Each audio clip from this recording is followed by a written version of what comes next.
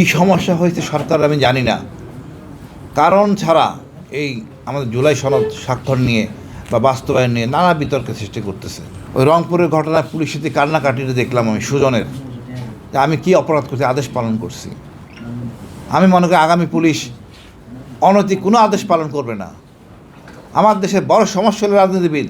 আমাদের অনেক বিশাল একটা যুদ্ধ পার করে বিজয় হওয়ার পরে একটা আশা ছিল আমরা একটা সুন্দর একটা দেশ হবে। এখানে আগেকার মতো সেই অসভ্য জিনিসগুলি আলোচনা হবে না। আজকে বিরোধী দল বলেন, সরকারি দল বলেন, সবাই আমরা বদলুম। আশা ছিল এখান থেকে আমরা বেরিয়ে আসব, নতুন কিছু সৃষ্টি করব। কি সমস্যা হয়েছে সরকার আমি জানি না। কারণ ছাড়া এই আমাদের জুলাই সনদ স্বাক্ষর নিয়ে বা বাস্তবায়ন নিয়ে নানা বিতর্কের সৃষ্টি করতেছে। আপনাকে বুঝতে হবে আপনার শক্তি কত দূর। আপনি এমন নির্বোধের মতো কাজ করতেছেন যেসব বিষয় নিয়ে, যেমন গুম, চরম স্পষ্টকাতর বিষয়। এখানে আমরা আপত্তি কোথায়? অর্থাৎ আপনি সেটা চান। শেখ হাসিনা কি কখন বলছিল আমি গুম করব? কখনো বলেন নাই তো, বাট উনি করছেন। তারপর সেই লাইনে যাচ্ছেন। শেখ হাসিনার যে শক্তি ছিল, এই ডিজিএফআই, এনএসআই, আর্মি, নেভি, যা দরকার, পুলিশ, র্যাব, সবগুলোকে ব্যবহার করছেন। আর এই ব্যক্তিরা আদিষ্ট আওয়ামী লীগ হয়ে এই অনৈতিক কাজগুলি করছে।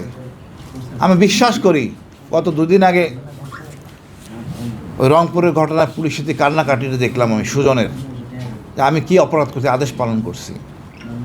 আমি মনে করি আগামী পুলিশ অনৈতিক কোনো আদেশ পালন করবে না। আমার দেশের বড় সমস্যা হলো রাজনীতিবিদ। এরা অসৎ, দুর্বৃত্তপরায়ণ। এদেরকে সোজা করা যায়নি। এদের জন্য একটা একাডেমি দরকার রাজনীতিবিদদের। তারা কী করবে, কি বলবে, কীভাবে দেশটাকে নিয়ন্ত্রণ করবে। এদের জন্য আমরা পুরো দেশ বিপদে। এত সুন্দর করে গুছিয়ে নিয়ে আসা হয়েছে গুম নিয়ে, বিচার ব্যবস্থা নিয়ে। উনি এখন সব উনি করতে চাচ্ছেন না। কোনো লজ্জা কোথায়? গুম তো হয়েছে দেশে। কোন জায়গায় হইলে ডিজিএফআইয়ের মতো হেডকোয়ার্টার সেনাবাহিনী ক্যান্টনমেন্ট, যেটা এটা স্পষ্ট কথা বেশি জায়গা, এখানে সব জায়গায় যাওয়া হলেও ওই ডিজিএফআই ওই জায়গায় যাওয়া হয় না, কেউ যাইতে পারে না। সেইখানে আপনি আয়নাঘর বানাইছেন। এখন আপনি কি চাচ্ছেন আসলে? আপনি কি এটা ক্যারি ফরওয়ার্ড করবেন, সামনে নিয়ে যাবেন, না ঘৃণার চোখে এটাকে আরও কঠোর আইন করেন? বাট বাতিল করে আমি জানি না আপনার সক্ষমতা কতখানি। এটা আমাদের জন্য লজ্জা। বলা হয়েছে 2-3 গুণ বেশি হয়েছে গুম। সরি, আসলে 2-3 গুণ অনেক বেশি হয়েছে। আমার আপন আত্মীয় আরেকজন গুম হয়েছে, তাকে আমি কনভিন্স করে আনতে পারিনি যে মামলা কর, সে বিশ্বাস করে না। আমি এত করে বললাম 22 সালে যে আয়নাগর ডিজিএফআইয়ের ভিতরে সবাই দেখছে, প্রধান উপদেষ্টা দেখছে, প্রসিকিউটর দেখছে।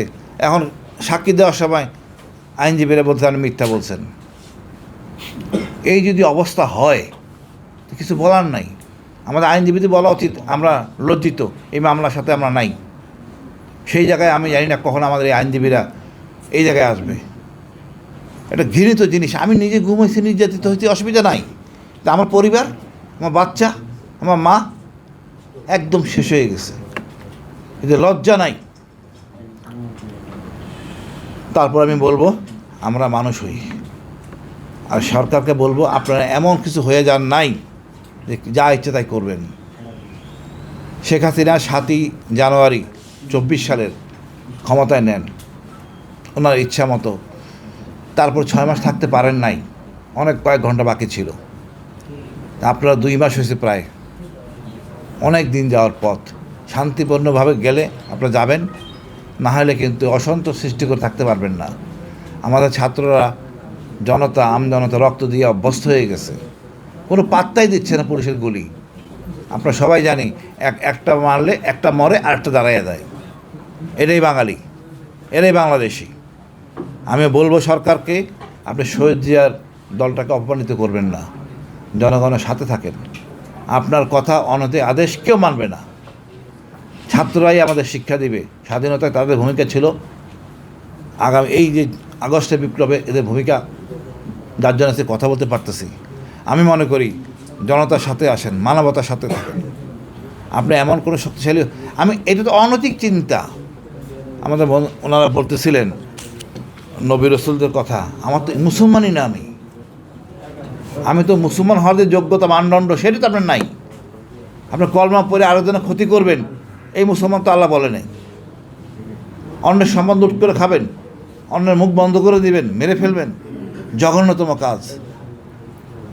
আমি মনে করি এখনও সময় আছে, আমরা জনগণের সাথে থাকি।